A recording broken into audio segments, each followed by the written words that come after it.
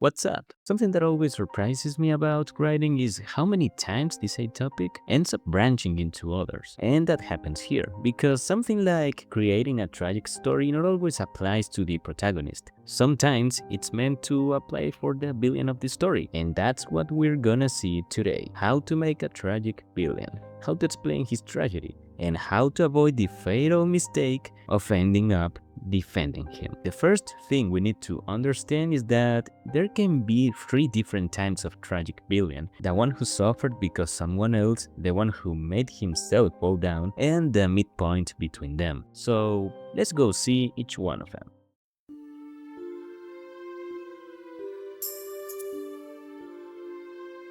Beyond them being an iconic Sonic villain, especially now with the movies, Gerald's just the perfect example of a villain who suffers a tragedy because the acts of other people. Gerald, who as you could assume is Eggman's grandfather, was a laureate scientific from his time. We could even consider him the brightest mind of the whole saga, who had in his family his niece Maria, which was the person he loved the most until the end of his life. So when he found out of her incurable disease, he decided to take her to the Ark, same station he designed long time ago and created as an investigation center with the goal of improving and preserving the life on Earth. But other people had different plans for him, one of them being the government, which was willing to finance this kind of place only if Gerald was going to respond them with tech advances in the arms industry, something that was really against Gerald's philosophy, but that having the Maria context made him feel pressured. Between all these, he started the Project Shadow, and with it, many failures while he was trying to get the ultimate life form. After all, something like that would imply to discover some kind of panacea, a way to save Maria. And here's where the second guy appears.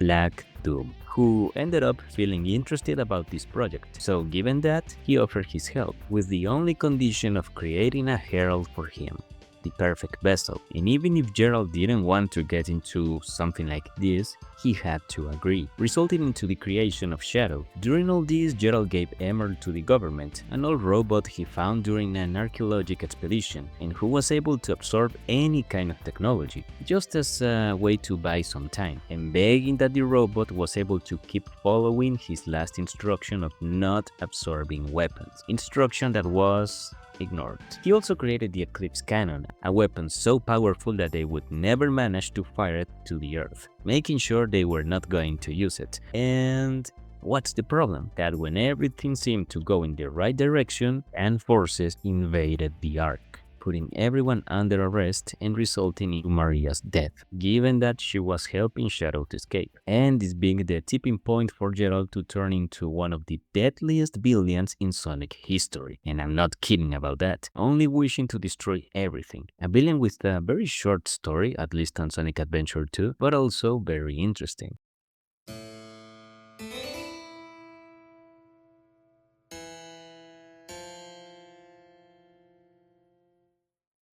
Ganondorf usually growth as pure evil, someone who's greedy and selfish in his seek of absolute power, and in general terms a Dark Lord, which is perfect. But there was one time where Nintendo wanted to make things a little different, and that happened with the Wind Waker. This game occurs after Ocarina of Time, where after all the feats of the Hero of Time, Ganon came back. But given that the hero was not around to save Hyrule one more time, the goddesses decided to let a great flood fall over Hyrule. Not before letting one man create an ark so he could, oh wait, no, not that story. Resulting into Hyrule getting underwater, and its mountains turning into the new islands. Right here's where Ganon manages to come back, so now a new version of this hero has to defeat him one more time. And even if the game's less straightforward than Sonic Adventure 2, still lets us see a little more about Ganondorf, something else aside the evil. Nostalgia for his land, for all what Hyrule was before. A prosperous land that, right now, is not more than just an empty world, paralyzed by time, making his figure even more melancholic. This sadness, this nostalgia, is something he suffers because of his own hand. So yeah, even if he doesn't stop being a tragic villain, there's no way to see him as a victim, but as someone who has to live the consequences of his own sins.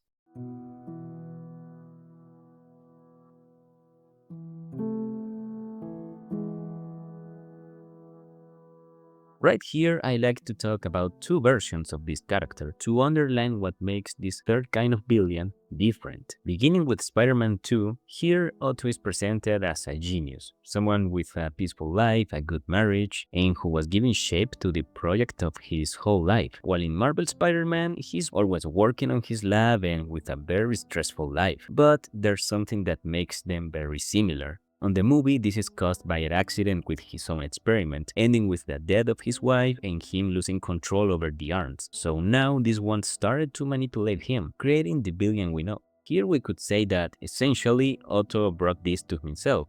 And this is a yes and no. By one side, he lacked of enough wisdom to just quit the project when this was becoming very dangerous. But by the other, this could have happened anyways, just because, bad luck, given that this was not produced by evil like Ganondorf, was just a mere accident. In the case of the other Otto, he was a scientific who, assisted by Peter, tried to create a new prosthesis which you could control with your own mind. But when this experiment was going well, a long-time colleague had to appear to stop him, leaving him with two options: to leave the idea or to develop it, but under Oscorp. Even with all this happening, he managed to bounce back from it, just to keep falling and falling again, frustrating himself. And this rage has a special reason. Basically, Otto has a very strange disease, which was going to make him lose control over his body over the time, meaning that this was not only because science,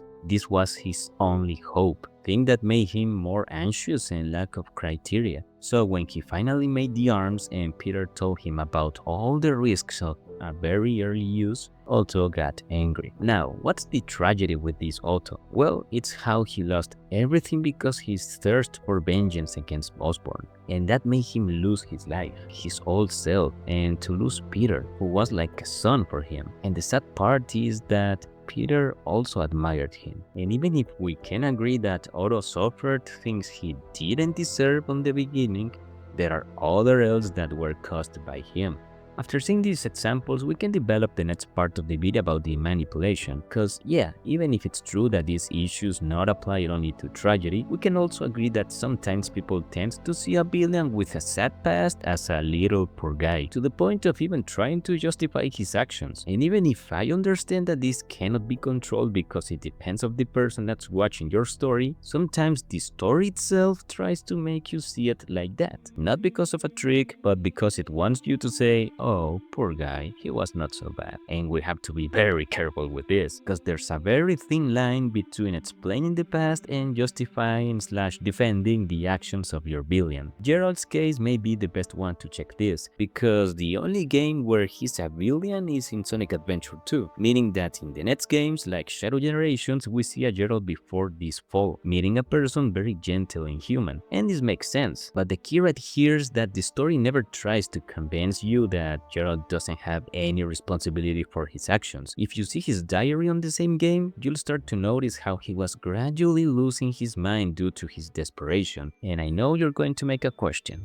Is it bad to manipulate? And no. Actually, no, it can be used. After all, you could say that this is a little used with Gerald, but it's very important to avoid freeing the villain from his responsibility for his actions, because this would look like you trying to defend him from what makes him a villain in the first place. I mean, if he's not responsible for anything, then why is he a villain? One thing is creating ambiguities, and the other is to dissolve everything. With Vader, we can see how even after his sins, he still had some light within, but we're never told about how Sirius is the only guilty from all this, cause that would be a lie. And if there's something that always triggers an audience, is being treated like dummies with the obvious. So, as a final conclusion, first thing we could say is that there are three types of villain: the ones who suffered by others' hand, the ones who brought it to themselves, and the midpoint. The second thing we need to keep in mind is that these villains can cause melancholy very easily, like Gerald when you think about how